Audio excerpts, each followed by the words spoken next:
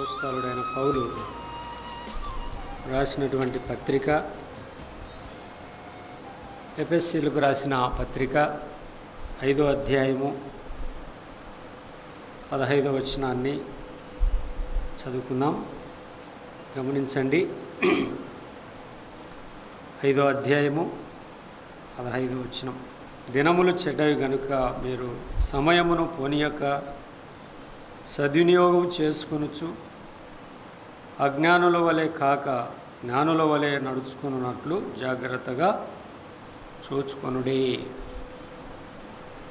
చదవబడిన ఈ మాటలను మనము ఇందులో మనకు 2 మాటలు కనపడతాయి. ఆలోచన చేస్తే 3 మాటలు కూడా కనపడతాయి. 15వ వచనంలో దినములు చెడ్డవి గనుక మీరు సమయమును పోనీయక సద్వినియోగం చేసుకొనుచు అని ఉన్నది. అజ్ఞానుల వలె కాక జ్ఞానుల వలె నడుచుకున్నట్లు జాగ్రత్తగా చూసుకోండి. ఈ మాటలు ఎఫెసీలో ఉన్న సంఘానికి దైవజనుడైన పౌలు రాశాడు. ఈ సంగతి మనము ఎరిగిన వారమే. అయితే ఇందులో మనము ఆలోచించవలసినటువంటి విషయం ఏమిటంటే, ఎందుకు దైవజనుడైన పౌలు గారు దినములు చెడ్డవి అని ఈ 15వ వచనము వచ్చేసరికి మాట్లాడుతున్నాడు. ఏమని మాట్లాడుతున్నాడు? ఎందుకు దినములు చెడ్డవి అని మనము ఒకసారి ఆలోచన చేయాలి. ఆదికాండం 1వ అధ్యాయం ముగింపులో దేవుడు సమస్తమును సృజించి అంతా మంచిది అన్నాడు కదా. అంతా మంచిదిగా చేశాడు దేవుడు. అంతా మంచిదిగా. వాస్తవానికి భూమి అంతా నీటితో నింపబడి ఉన్నది. ఆరిన నేల కలుగునుగా కంటే ఆరిన నేల కలిగింది. ఇంకా భూమిలో నుండి కొన్ని వృక్షాలు కానివ్వండి, ఇంకా కొన్ని అడవి జంతువులు, గొర్రెలు, మేకలు, ఇవన్నీ కానివ్వండి, నోటి మాటతోనే అవి కలిగాయి. అయితే పగలును ఏలడానికి పెద్ద జ్యోతిని, రాత్రిని ఏలడానికి చిన్న జ్యోతిని, అనగా సూర్యచంద్ర నక్షత్రాలను కూడా ఆయన కలుగజేశాడు. ఇవన్నీ కలుగజేసి తన పోలికతో తన స్వరూపముతో మానవుని కూడా నిర్మించాడు. మానవుని యొక్క నిర్మాణం కూడా జరిగిపోయింది. ఇవన్నీ చేసి సమస్తమును మంచిది అన్నాడు. చూద్దామా? మనం ఆ మాట చూసి ముందుకెళ్దాం. ఆదికాండము రాజారావయ్య గారు చెప్పినట్లు ఆధారాలతో కూడా వాక్యం చూసుకుంటే మంచిదే. 31వ వచనం, చివరి వచనం. ఆదికాండము 1వ అధ్యాయము 31వ వచనం. దేవుడు తాను చేసినది యావత్తును చూసినప్పుడు అది ఏదంటమా? చాలా మంచిది. మంచిది కాదు, చాలా మంచిది. సమస్తమును ఆయన చేసినప్పుడు అంతా మంచిగా ఉన్నది. మరి దైవజనుడైన పౌలు ఎఫెసీ సంఘానికి పత్రిక రాస్తూ ఎందుకు ఈ విధంగా తెలియజేస్తున్నాడు అని కొంచెం మనము ఆలోచించవలసినటువంటి విషయమే. దినములు చెడ్డవి కనుక మీరు సమయమును పోనివ్వక సద్వినియోగం చేసుకోండి. అజ్ఞానుల వలె ఉండక జ్ఞానుల వలె నడుచుకుని జాగ్రత్తగా ఉండండి అని సంఘాన్ని హెచ్చరిస్తూ ఉన్నాడు. వాస్తవానికి దినములు ఎందుకు చెడ్డవి? ప్రతిదినము సూర్యుడు ఉదయిస్తున్నాడు, అస్తమిస్తున్నాడు. వర్షాకాలం వర్షాలు వస్తున్నాయి, ఎండాకాలం ఎండగా వస్తూ ఉంది, చలికాలం చలి వస్తూ ఉంది. వ్యవస్థ అనేది యథావిధిగా జరిగిపోతూ ఉంది. మరి దైవజనుడు ఎందుకు ఈ మాట అన్నాడు అని మనము ఆలోచన చేసినప్పుడు, ప్రభువైన యేసుక్రీస్తే మత్తయి సువార్తలో 24వ అధ్యాయంలో ఒక మాట చెప్పాడు. ఆ మాటను కూడా మనం గమనించుదాము. 24 37 నుండి 39 వరకు మనము ఆ మాటలు ఆలోచన చేద్దాం. 24 మత్తయి సువార్త 24, 37 వచనం, 38 వచనాన్ని చదువుదాము. నోహ దినములు ఎలాగుండెనో మనిషి కుమారుని రాకడను అలాగనే ఉండును. జలప్రళయమునకు ముందటి దినములలో నోవాహు ఓడలోనికి వెళ్ళిన దినము వరకు వారు తినుచు త్రాగుచు పెళ్లి చేసుకొనుచు పెళ్లికిచ్చుచూ ఉండిరి. జలప్రళయం వచ్చి అందరినీ కొట్టుకొని పోవు వరకు ఎరుగకపోయిరి. నోవాహు దినాలు. ఆ దినాలను గురించి మనం అప్పుడప్పుడు వింటూ ఉంటాం. మనుషులందరూ ఏమయ్యారో చెడిపోయారు. స్వభావరీత్యా వారు చెడిపోయారు. ఆ దినాలు చెడ్డ దినాలు. మానవుని యొక్క హృదయం అనేది ఆది కాండంలోనే చెడిపోయింది. మానవుడు చెడిపోయినాడు. మానవుడు భ్రష్టు పట్టిపోయినాడు. దేవునికి లోబడకుండా తన సొంత ఆలోచనలతో సొంత వ్యక్తిగతమైనటువంటి రీతిలో మానవుడు జీవిస్తూ ఉన్నాడు. అందుకు ప్రభువైన యేసుక్రీస్తు ఈ మాట ఎందుకు తెలియజేస్తున్నాడు? నోహు దినములు ఎలాగుండెనో మనిషి కుమారుని రాకడయును అలాగే ఉండును. అంటే ఆ దినాలు దేవుడు చెప్పినటువంటి మాట వినని దినాలు. నోహు దగ్గరికి ఏమొచ్చింది? వాక్యం వచ్చింది. దేవుడు తన కనుదృష్టితో నాటి ప్రపంచాన్ని అంతా కూడా పారజూశాడు. నీతిమంతుడు లేడు, ఒక్కడు కూడా లేడు. భూమి అంతా పారజూశాడు. ఆనాటికే మానవ జాతి బహుగా విస్తరించింది. ఇలా ఉండగా ఒకడు మాత్రం కనపడ్డాడు. ఆయనే నోవాహు. ఆయన జీవించిన దినాలలో నీతిమంతుడు లేడు, ఒక్కడు కూడా లేడు. వాస్తవానికి దేవుని వెతికేవాడు, అసలు దేవుడంటేనే తెలియని రీతిలో వారున్నారు. అటువంటి కాలంలో నోవాహు దగ్గరికి వాక్యం వచ్చినప్పుడు నోవాహు దైవవాక్యాన్ని స్వీకరించాడు.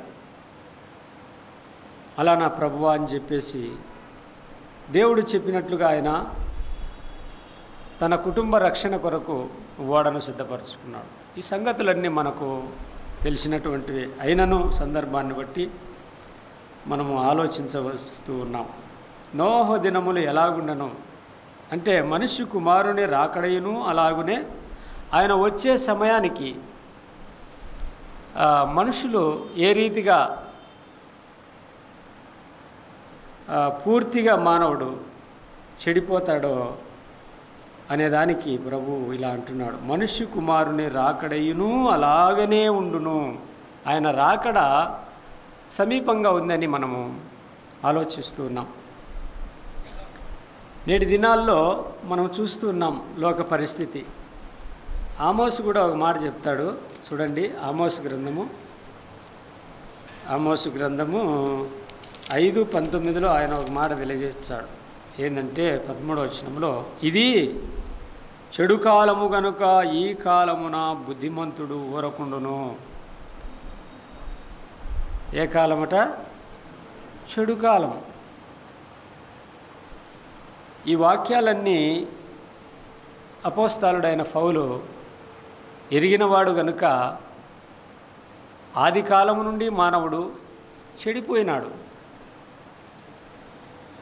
ఆదాము ఎప్పుడైతే అపవాదికి మాట విని తినకూడవద్దన్న వృక్షఫలాన్ని తిని పాపానికి లోనై దేవునికి దూరమయ్యాడో నాటి నుండి మానవ జాతి ఈ విధంగా చెడిపోయిన వాడుగా ఉన్నాడు. అందుకే టోటల్గా దినములు చెడ్డవి అని పౌలు తెలియజేస్తున్నాడు. ఆమోసు కూడా ఇలా అంటున్నాడు, ఏమని? ఇది చెడు కాలము గనుక ఈ కాలమున బుద్ధిమంతుడు ఊరకుండును. మీరు బ్రతుకున్నట్లు కీడు విడిచి మేలు వెదకుడి. చూసారా? ఈ కాలము ఆనాడే మానవుని వ్యవస్థ, లోక పరిస్థితి దేవునికి వ్యతిరేకంగా, విరోధకరంగా మానవుడు జీవిస్తున్నాడు. అందుకనే దైవజనుడు పౌలు గారు, దినములు చెడ్డవి గనుక మీరు సమయాన్ని పోనివ్వక సద్వినియోగం చేసుకొనుచు అజ్ఞానుల వలె కాక జ్ఞానుల వలె నడుచుకున్నట్లు జాగ్రత్తగా చూచుకోండి. వాస్తవానికి మనం ఆలోచన చేస్తే ఈ లోకమంతా కూడా ఎవరి వశంలో ఉన్నది? యోహాను తన పత్రికలో అంటాడు 5:19, లోకంలో ఉన్నదంతయు శరీరాశ, నేత్రాశ, జీవపుడమ్మం. ఇవి తండ్రి వలన పుట్టినవి కాదు అంటాడు. అంటే ఈ లోకములో ఉన్నదంతా శరీరాశ, నేత్రాశ, జీవపుడమ్మము. ఇవన్నీకి తండ్రి ఎవరంటే అపవాది లేక సాతాను. పరిమితికి మించి ఏది కూడా మనం ఆశిస్తామో అది అపవాదికి సంబంధించింది. దేవుడు మనకు సమస్తమును ఇచ్చాడు.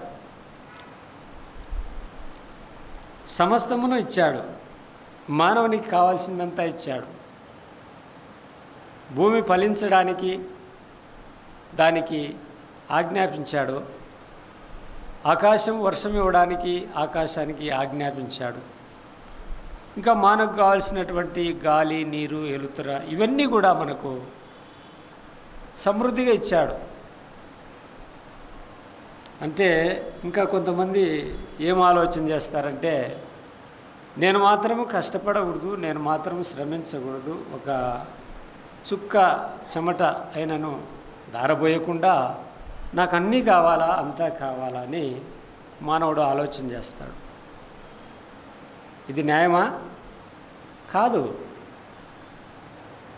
ఆ రోజు ఏం చెప్పాడు ఆదాముతో?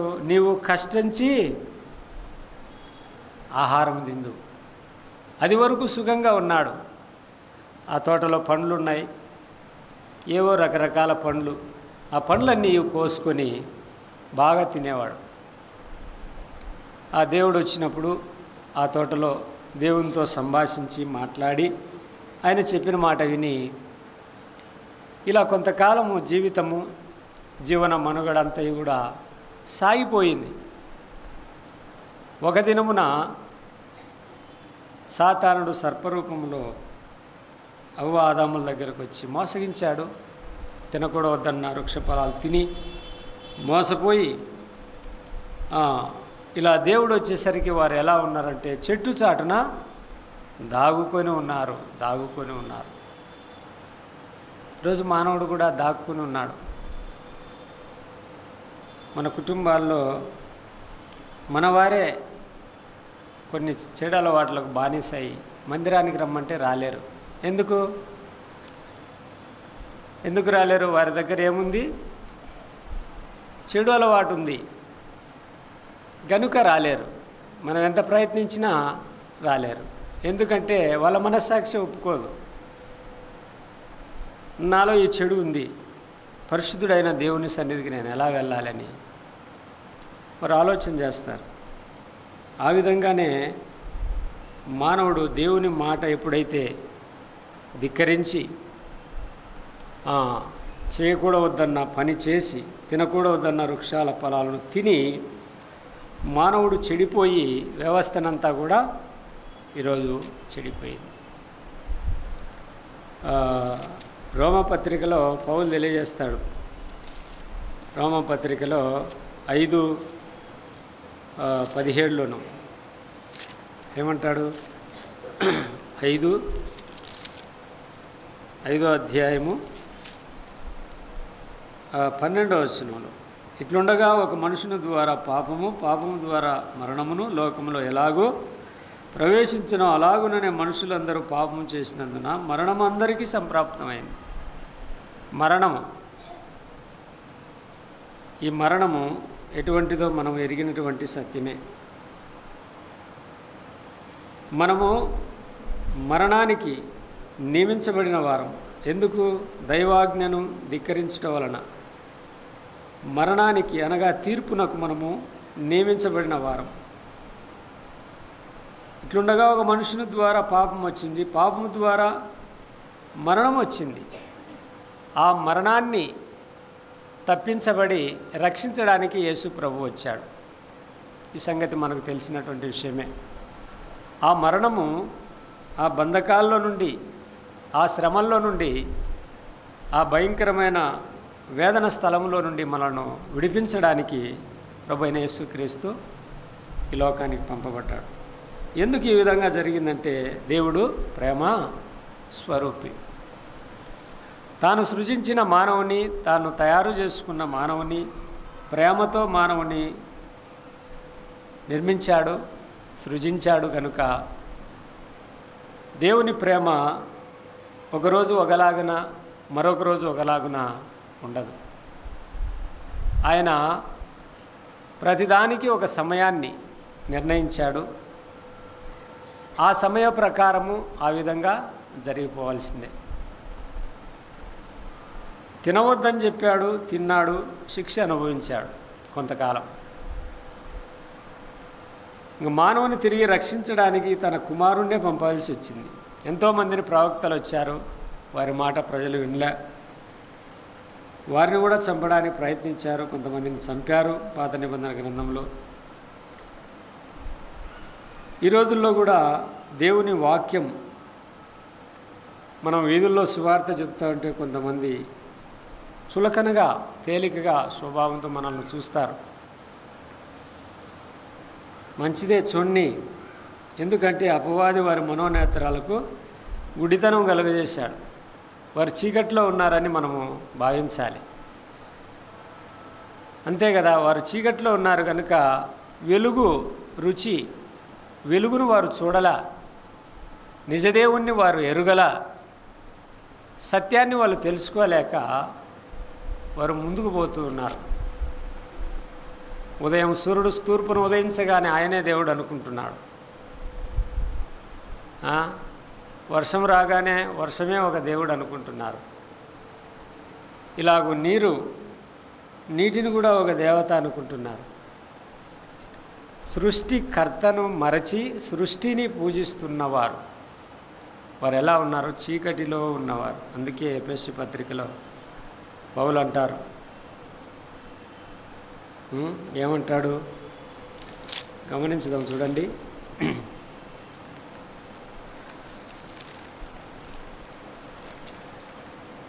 2వ అధ్యాయము, మీరు అపరాధముల చేత పాపముల చేత మీరు చచ్చిన వారై ఉండగా ఆయన మిమ్మల్ని క్రీస్తుతో కూడా బ్రతికించును. మీరు వాటిని చేయుచు వాయుమండల సంబంధి అయిన అధిపతిని అనగా విధేయులైన వారిని ఇప్పుడు ప్రేరేపించు శక్తికి అధిపతిని అనుసరించి ఈ ప్రపంచ ధర్మము చొప్పున మునుపు నడుచుకుంటురి. వారితో కలిసి మనమందరము శరీరము యొక్కయు మనసు యొక్క కోరికలు నెరవేర్చుకొనుచు మన శరీరాశలను అనుసరించి మునుపు ప్రవర్తించుచు కడమవారి వలె స్వభావసిద్ధముగా దైవోగ్రతకు పాత్రులమై ఉంటిమి. ఇది మానవుని యొక్క స్థితి. ఎప్పుడు? ప్రభువును ఎరుగక మునుపు. ఈ విధంగా మానవుడు చీకటిని అంధత్వంలో ఉన్నాడు, సాతాను చేత బంధించబడి ఉన్నాడు. సువార్త అనే ప్రకాశము ద్వారా వారి మనోనేత్రాలను వెలిగించబడాలని ఈరోజు సంఘ ప్రార్థన, పరిశుద్ధుల ప్రార్థన, ప్రపంచంలో ఉన్న క్రైస్తవులందరూ కూడా ఈ రక్షించబడాలని, ఈ ప్రపంచంలో ప్రతి మనిషి రక్షించబడాలని మనం ప్రార్థన చేస్తాం. దేవుని యొక్క సంకల్పం కూడా అదే. ఒక్క మనిషి కూడా ఏం కాకూడదట, నశించకూడదు. రాబోయే ఉగ్రత ఉన్నది, రాబోయే శ్రమలు ఉన్నాయి. ఆ శ్రమలు, ఆ ఉగ్రత ఎవరు కూడా అనుభవించకూడదు. అవి భయంకరమైన పరిస్థితులు. దేవుని మహాకృపను బట్టి ఆయన నమ్మిన వారికి ఆ శ్రమలో తప్పించుకున్నాం. మనం రాబోయే శ్రమలు తప్పించుకున్నాం, ఉగ్రత తప్పించుకున్నాం, అగ్నిగుండము తప్పించుకున్నాం. ఇక నిత్యము ఆయన ముఖకాంతిలో మనము దివారాత్రములు ఆయనకు స్తోత్రములు చెప్పుచు ఆయనను గణపరుచుచూ ఉండడమే మన యొక్క విధి. ఇందులో ఏమాత్రము డౌట్ అనేదే లేదు. నమ్మి బాప్తీసం పొందినవాడు రక్షించబడును. లోకం ఇంకా రక్షించబడలేదు. లోకం కోసము మనం ప్రార్థన చేస్తున్నాం, కానీ లోకం ఇంకా దూరం అవుతానే ఉంది. కానీ ప్రభువైన యేసుక్రీస్తు చెప్పినట్లుగా ఆయన శిశువులను సర్వలోకానికి పంపించాడు. అన్ని ప్రాంతాలకు వెళ్ళారు, హతసాక్షులైపోయారు. అయినా వారు రాబోయే మహిమలో ఆ మహిమను పరిశుద్ధాత్మ ద్వారా వారు చూశారు. స్టెఫెన్ అయితే తాను చనిపోతుండగా ఆకాశం వైపు చూసి దేవుని కుడిపార్శ్వన క్రీస్తు కూర్చొనుండుట చూచాడు. అది గొప్ప మహిమ. ఆ మహిమ కొరకు, ఆ ధన్యత కొరకు ఆ లోకములో తండ్రితో కూడా పరలోకములో సదాకాలం జీవించడానికి వారు మరణాన్ని కూడా భయపడలేదు.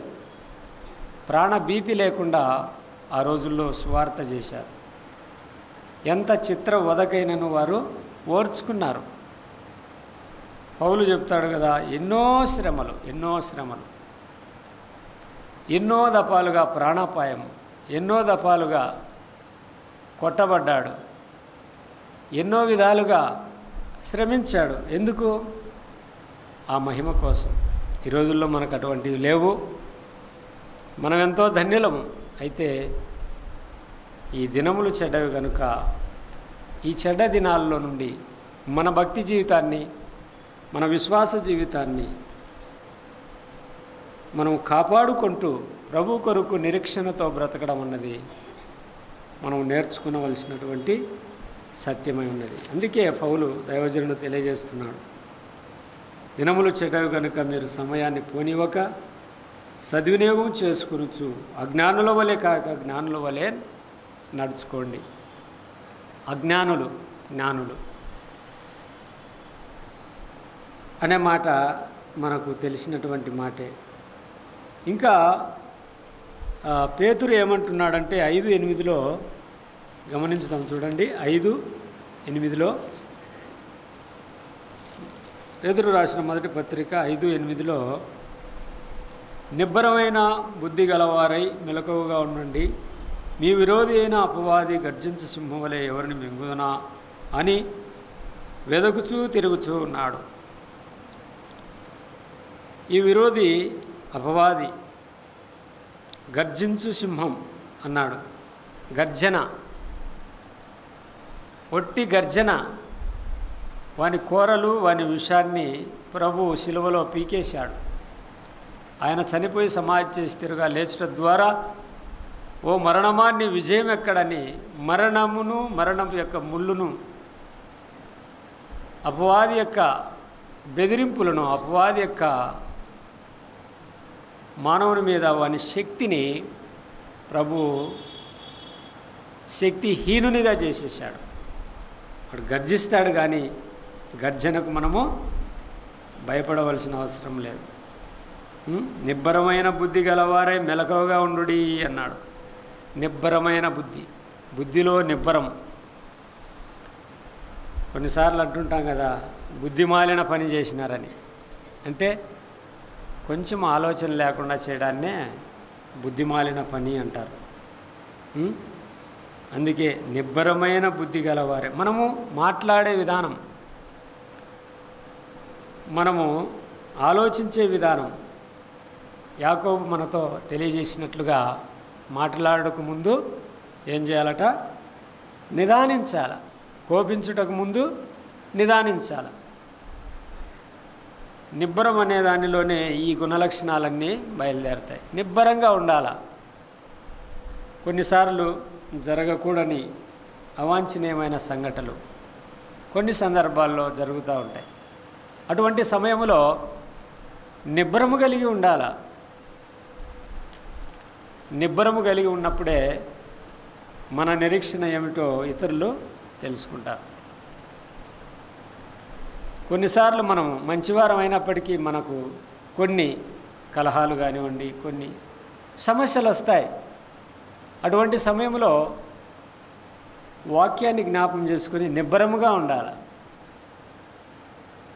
లోకం మన గుండా ఏం ఆశిస్తుందంటే మన నోట నుండా ఏమొస్తుందో, వారు ఏం మాట్లాడతారో ఆ మాటను బట్టి వారిని గద్దించాలని ఎదురు చూస్తూ ఉంటారు. ఒక వ్యక్తితో ఒక మాట మనం పడినా మనకు మేలు, కానీ ఒక మాట మనం అనడం వలన మనము లోకములో నిందల పాలవుతాం. ఎందుకబ్బా చర్చికి పోతారంటారు. మాట్లాడే ముందు వారు ఏమంటారు? మీరు చర్చికి పోతారు, మీరు ప్రభువును ఆరాధిస్తారు, ఇంత ఆవేశం, ఇంత కోపమా, ఇంతింత మాటలా అని లోకం అంటుంది. అందుకనే మనము కొన్ని మాటలు ప్రభువు కోసం భరించాల, తప్పదు. శరీరంలో రక్తం ఉన్నా, శక్తి ఉన్నా, హృదయం ఉప్పొంగినా ఏం చేయాలా? ప్రభు కోసం సహించాలి. ప్రభును పట్టుకునే ముందు పేతురు ఏం చేశాడు? కత్తి తీసుకొని చెవు తెగ నరికేశాడు. ఆ సమయంలో ప్రభు ఏమన్నాడు? పేతురు, నీ కత్తి ఎక్కడ ఉంచుకో? నీ వరలో ఉంచుకో. కత్తిని వరలో ఉంచుకో అన్నాడు. అదే ప్రభు ఉన్నాడు కనుక ఆ తెగిన చెవిని తిరిగి బాగు చేసి కలహాన్ని కొద్దిగా తగ్గించేసినాడు. వస్తూ ఉంటాయి, కానీ ప్రతి సమస్యను ఫిలిప్పీలకు రాసిన పత్రికలో చెప్పినట్లుగా ప్రతి విన్నపాన్ని, ప్రతి సమస్యను, ప్రతి ఇబ్బందిని మనం ప్రభువుకు చెప్పుకోవచ్చు. ఆయన వింటాడు. ఆయన విని మనకు న్యాయం చేయాలంటే మనము ఆయనకు ఇష్టలుగా ఉండాలి. అవతల వ్యక్తి 10 మాటలంటే మనం 20 మాటలని, వారు ఒక దెబ్బ కొడితే మనం 4 దెబ్బలు కొట్టి ప్రభుకు అడిగితే, చూసినాలే నాయనా నువ్వు చేసిందంతా, మళ్ళా నువ్వు ప్రార్థన చేస్తున్నావు అని ప్రభు పట్టించుకోడు. నీ చావు నువ్వు చావు, నాకెక్కడ నువ్వు విలువనిచ్చినావు, నాకెక్కడ నువ్వు గౌరవం ఇచ్చినావు. ప్రభు ఈ లోకంలో మాదిరి. ఆయన చెంపల మీద కొట్టగా ఆయన దీన మనస్సుడై ఉన్నాడు. ఎంటుకలు బెరకగా దీన మనస్సుడై ఉన్నాడు. ముళ్ళ కిరీటం పెడుతుండగా దీనత్వం కలిగి ఉన్నాడు. సిలువను మోయని కొరడాలతో కొడుతుంటే మోస్తూ ఉన్నాడు. అది ఎందుకని? తండ్రి యొక్క చిత్తాన్ని నెరవేర్చడానికి ఆయన ప్రాణానికి ప్రాణంగా కలువరి శిలువలో ప్రాణం పెట్టేశాడు. ఈరోజు మనకు అంత అవస్థ లేదు. మనము బుద్ధి కలిగి, నిబ్బరమైన బుద్ధి కలిగి, సహనముతో, ఓర్పుతో కొంత సమయం మనం ఓర్చినట్లయితే అంతా మంచిదే. ఓర్చుకుంటే అంతా మంచిదే. ఆవేశపడితే మనము వ్యక్తిగతంగా సాక్ష్యాన్ని పోగొట్టుకొని మాత్రమే కాకుండా లోకము నోట్లో మనము నానవలసి వస్తుంది. గనుక మనము నిబ్బరమైన బుద్ధి గలవారమై మెలకువగా ఉండి, మెలకువ అవసరం. ఆధ్యాత్మిక జీవితంలో మెలకువ అవసరం. సంఘంలోకి రాగానే ఎక్కడ కూర్చోవాలా, ఏం చేయాలా, పక్క వ్యక్తితో మాటలా కాదు. ఇది ఏది? దేవుని మందిరం. జీవము గల దేవుని మందిరంలో జనులు ఎలా ప్రవర్తిస్తున్నారో అని అపోస్తలుడైన పౌలు తిమోతితో హెచ్చరిస్తాడు. జీవముగల దేవుని మందిరంలో పరిశుద్ధాత్ముడు ఉంటాడు. ఇక్కడ పరిశుద్ధాత్ముడు మనందరినీ పారజూస్తూ ఉంటాడు. కనుక దేవుని సన్నిధికి ఇవ్వవలసినటువంటి ప్రాధాన్యత, గౌరవము ఇవి మనము మొదటిగా ప్రభువుకి ఇవ్వాలి. ఆ విషయాన్ని మనము నేర్చుకోవడం వల్ల ప్రభువుకు మహిమ, మనకు మేలు, క్షేమము కలుగుతుంది. నిబ్బరమైన బుద్ధి గలవారై మెలకువగా ఉండాలి. మెలకువ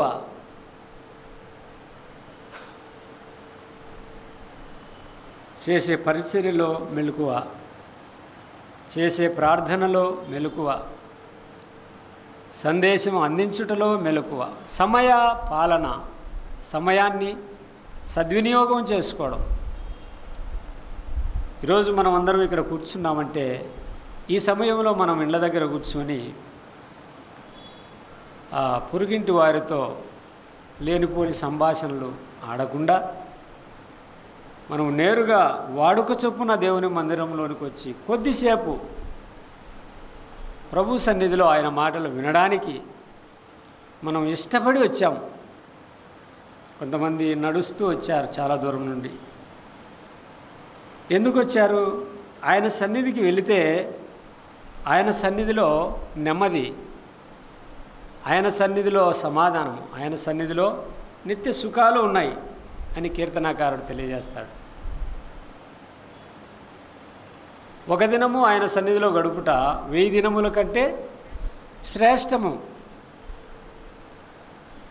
ఈ మాట ఆలోచన చేస్తే మనము ఒక్క దినము గడుపుట 1000 దినముల కంటే శ్రేష్టము. ఎంత మంచి మాట చూడండి. కనుక సమయాన్ని మనము సద్వినియోగం చేసుకోవాలని ఇక్కడ తెలియజేస్తున్న దినములు చెడ్డవి. లూకాసు వార్త 6:45లో కూడా హృదయము నిండిన దానిని బట్టి నోరు మాట్లాడుతుంది. మానవుడు ఏం మాట్లాడతాడు? మార్కు సువార్త 7:21లో మానవుడు హృదయములో నుండి ఎన్నో ఎన్నో ఎన్నో ఎన్నో మాటలు, అవన్నీ మనకు తెలిసినటువంటి మాటలే. ఎన్నో హృదయములో నుండి వచ్చేది ఎంత పాపం. మార్కు సువార్త 7:21లో ఏమొస్తాయట? మనుషుని హృదయములో నుండి దురాలోచనలు, జారత్వములు, దొంగతనములు, నరహత్యలు, విచారములు, లోభములు, చెడుతనములు, కృత్రిమములు, కామ వికారములు, మత్సరములను, దేవదూషణయు, హాంభావమును, అవివేకము వచ్చును. ఎక్కడి నుండి వస్తాయి అంటే మానవుడు పూర్తిగా చెడిపోయినాడు. ఇవన్నీ కూడా లోపల నుండి వచ్చునవి అని 23వ వచనంలో, ఈ చెడ్డవన్నీ లోపల నుండియే బయలు వెళ్ళి మనుషుని అపవిత్రపరచును. ఈ మాటలకు కూడా దూరంగా ఉండాలంటే మనము ఎలా ఉండాలా? బుద్ధి కలిగి, సుబుద్ధి కలిగి, నిబ్బరమైన బుద్ధి కలిగి మెలకువగా ఉండుడి అన్నాడు కదా పేతురు 5:8లో. అలాగున మనము మెలకువగలిగి ఉండడాన్ని బట్టి ఇవన్నీ కూడా మనము వీటిని అధిగమించడానికి, వీటి మీద మనము పోరాడడానికి మనము శక్తివంతులమై ఉంటాం. ఎప్పుడు? మెలకువగా ఉన్నప్పుడు. మెలకువ, ఆధ్యాత్మికమైన మెలకువ. ఏది చేయకూడదు, ఏది చేయాలి, ఏది వినకూడదు, ఏది వినాలి, ఏం మాట్లాడాలి, ఏం మాట్లాడకూడదు, ఇవన్నీ కూడా మనం ప్రతిదినము కూడా మనము ఈ సంభాషణకు మనము అలవాటు పడిపోవాలి. బైబిల్లో రాయబడినటువంటి బైబిల్ యొక్క భాషకు మనము, ఉదాహరణకు మన వాళ్ళు కొంతమంది బెంగళూరుకు, తమిళనాడుకు పోతారు. కొన్ని దినాలు ఉన్నాక తమిళ్ నేర్చుకుంటారు. బెంగళూరుకి వెళ్ళిన వారు కన్నడ నేర్చుకుంటారు. అలాగనే మనం ఎన్ని దినాలు బైబిల్ చదువుతున్నా, బైబిల్ బోధిస్తున్నా, బైబిల్ వింటూ ఉన్నా కూడా బైబిల్ పరిభాషలోకి మన భాష, మన హృదయం, మన మాటలు ఆ విధంగా రాలేకున్నాయి. ఎందుకని? మనము పాత అలవాట్లలోనే, పాత పద్ధతుల్లోనే, పాత సంభాషణలోనే, పాత మాటలే మాట్లాడుతున్నాం. చాలామంది ఇళ్ళల్లో పిల్లలను పేరు పెట్టి పిలవరు, ఒరేయ్ ఒమ్మే అంటారు. ఇది ఎక్కడిది భాష? పాత భాష. పేరు ఎందుకు పెట్టుకోవాలంగా? అలా పిలిచే సరిపోదా? పేరు ఎందుకు పెట్టాలా? పేరు మటుకు మంచి పేరు పెడతారు. సుకుమార్ అని పేరు పెడతారు. ఒరే సుకుమార్ అంటారు. ఏమన్నా అర్థం ఉందా? ఇంత ముద్దు పేరు కదా సుకుమార్ అంటే. దాన్ని ముందర ఏం పెడతారు? అది. అలా మనము పాత పరిభాష మనం మానుకోవాలా. ప్రతి పిల్లవాడిని కూడా పేరు పెట్టాలా, బాబు నాయన అనడము నేర్చుకోవాలా. మర్యాదపూర్వకంగా మనము నేర్చుకున్నప్పుడు మన సంఘం నేర్చుకుంటుంది, మన కుటుంబంలో నేర్చుకుంటారు. ఇలా మనము నేర్చుకునేటివి అనేకములు ఉన్నాయి, నేర్చుకోవాలి. చాలామంది ముసలోళ్ళు ఇక వయసు అయిపోయి ఉంటుంది, వారి మాటలు చూస్తే వినడానికి మనసు నొచ్చుకుంటుంది. ఎందుకు అలా మాట్లాడతారని చూస్తే లోకము చెడిపోయింది, చెడ్డ దినాలుగా మార్చబడ్డాయి కనుక మాటలో వారికి స్వస్థత లేదు, మాటలో వారికి మంచి ప్రవర్తన లేదు. ఇలా లోక నడవడిక, లోక దినాలు ఉన్నాయి కనుక పౌలు ఎఫెసీ సంఘానికి దినములు చెడ్డవి కనుక మీరు సమయాన్ని పోనివ్వక సద్వినియోగం చేసుకోండి అంటున్నాడు. సమయం గురించి మనం ఇంకొక 2 మాటలు చదువుకొని ముగింపు చేసుకుందాం. ప్రకటన గ్రంథము 1:3 ఒక మాట ఉంది. ప్రకటన 1:3 సమయము సమీపించి ఉన్నది గనుక ఈ ప్రవచన వాక్యములు చదువువాడును వాటిని విని ఇందులో రాయబడిన సంగతులను గైకొను వారును ధన్యులు అని చెప్పబడింది. వీరెవరంట? ధన్యులు. ఎందుకు ధన్యులయ్యారంటే 3వ వచనంలో సమయమును సమీపించి ఉన్నది కనుక ఈ ప్రవచన వాక్యములు చదువువాడు. ప్రవచన వాక్యం ఇది. పరిశుద్ధ గ్రంథం అంతా కూడా ప్రవచన వాక్యం. సృష్టాది నుండి ఈ భూమి లయమయ్యేంత వరకు కూడా ఇందులో స్పష్టంగా రాయబడింది.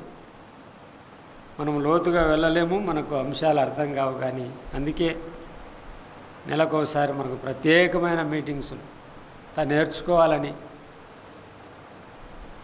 సంఘ సత్యాన్ని తెలుసుకోవాలని, దేవుని యొక్క గుణలక్షణాలు తెలుసుకోవాలని, ఆయన ఉద్దేశం తెలుసుకోవాలని, ఆయన యొక్క సంకల్పం మానవుని పట్ల ఏమై ఉన్నదో బాగా మనము ఎరగాలని తెలుసుకొని నేర్చుకొని రాబోయే దినాలలో మనం అనేకులకు చెప్పాలనే మనకు ఇంతటి నెల కూడికలు జరుపుకుంటున్నాం. చాలామంది మిస్ అవుతున్నారు. దయచేసి ఎవరు మిస్ కావద్దండి. వాక్యం పట్ల మనకు ఆసక్తి కలిగి ఉంటే వాక్యం నేర్చుకుంటాం, ఆసక్తి లేకుంటే నేర్చుకోలేదు. సమయము సమీపించి ఉన్నది గనుక ఈ ప్రవచన వాక్యములు చదువువాడు వాటిని విని ఇందులో రాయబడిన సంగతులను గైకొని వారు ధన్యులు. మనము ధన్యులమయ్యాము. యేసు ప్రభువునందు విశ్వాసం ఉంచడం ద్వారా పాపములు ఒప్పుకొని బాప్తీసం పొంది సంఘములో చేర్చబడ్డాము. అప్పుడే మనము ధన్యులమైపోయినాం. అయితే ఈ అనుదినము ఆయన ఇచ్చిన రక్షణ ఆనందాన్ని మనము కాపాడుకుంటూ ముందుకు సాగాలంటే ప్రతిదినము దైవవాక్యము మనకు అవసరం, ప్రతిదినము మనకు ప్రార్థన అవసరం. కనుక ఈ విషయాలన్నీ మనం ఎరిగినట్వే. కొలస్సీ పత్రికలో పౌలు 4:5 ఒక మాట అంటాడు చూడండి. కొలస్సీ పత్రిక 4:5 4వ అధ్యాయము 5వ వచనంలో ఇలా చెప్పబడింది, సమయమును పోనివ్వక, ఏముందమ్మా అక్కడ, సమయమును పోనివ్వక సద్వినియోగం చేసుకుంటూ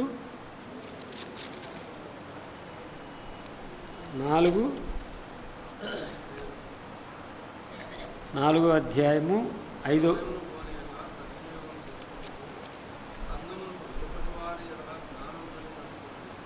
సమయమును పోనివ్వక సద్వినియోగము చేసుకొనుచు సంఘమునకు వెలుపటి వారి ఎడల జ్ఞానము కలిగి నడుచుకునుడి.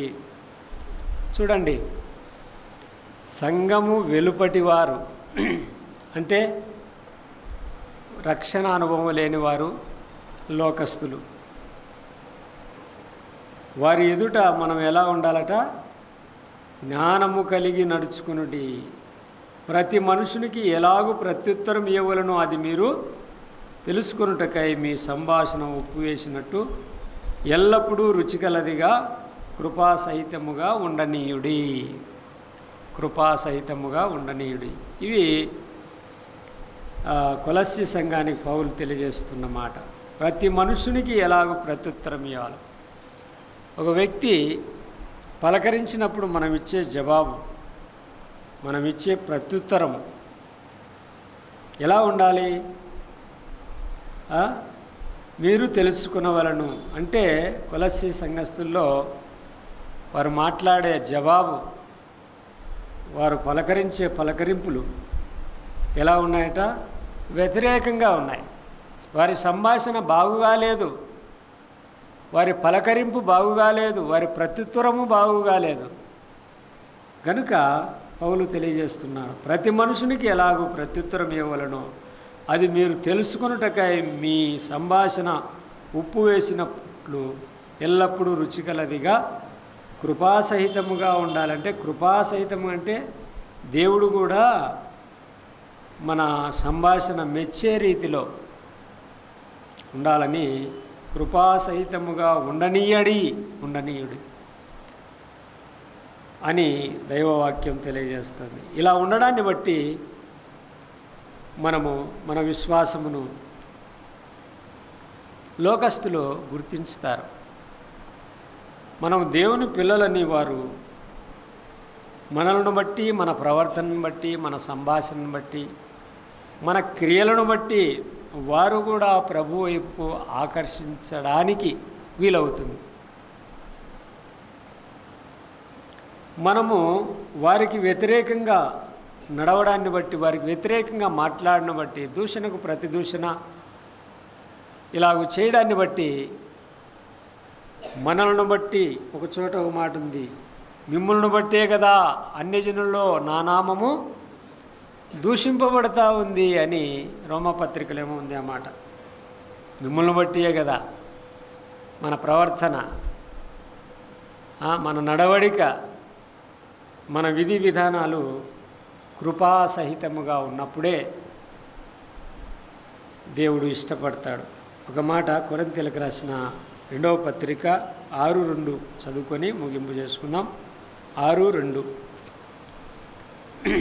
ఇక్కడ ఏముందంటే, అనుకూల సమయమందు నీ మొరను ఆలకించి తిని, రక్షణ దినమందు నిన్ను ఆదుకొంటిని అని ఆయన చెప్పుచున్నాడు కదా.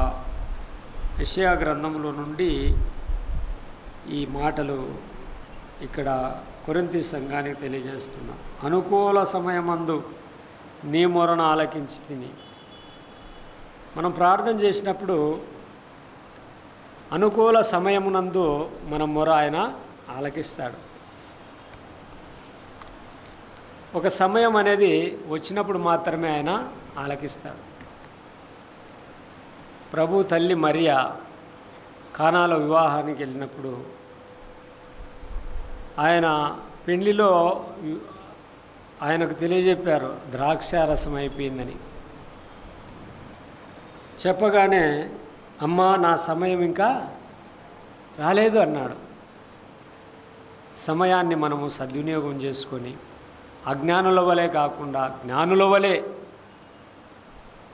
జ్ఞాన సత్య స్వరూపుడైన ఆ క్రీస్తు యేసు యొక్క జ్ఞానమును మనము కలిగి నడుచుకున్నప్పుడు మనలో ఉన్న అజ్ఞానత్వం తొలగింపబడి జ్ఞానము కలిగి నడుచుకొని ప్రభునామమునకు మహిమకరంగా మనము జీవించాలని అపోస్తలుడైన పౌలు ఎఫెసు సంఘానికి రాశాడు.